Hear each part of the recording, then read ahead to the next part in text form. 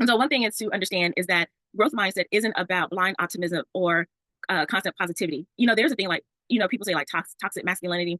I'm just using that as a word. I'm not saying that I believe in it or anything like that. But there's a thing that's called toxic positivity as well, in case you don't know, where you're just always saying, I can just think positive thoughts, and the positive thoughts are just going to come in and just make everything better, and you're just overly positive. No, that's when you're delusional. Now, don't get me wrong. There are certain cases where you need to be delulu to make some things work because you're operating on like this massive faith. But this is not what growth mindset is. It is about accepting your failures and your setbacks as part of the success and learning from them instead of fearing them. And again, you're probably saying like, well, duh, Dr. V, that's common sense, but are you actually doing it? And just like I said, and I didn't say at the beginning of this, look at whatever your vision is for your life. And if you don't have a vision, comment growth down below, and then we can have a chat about that. But you have to start with your big vision. And then within your vision, you start looking at the milestones or your goals that you're trying to accomplish. We're wrapping up Q3 at the time of this episode. I mean, we're in the third month of Q1. No, not Q3 yet. Slow down.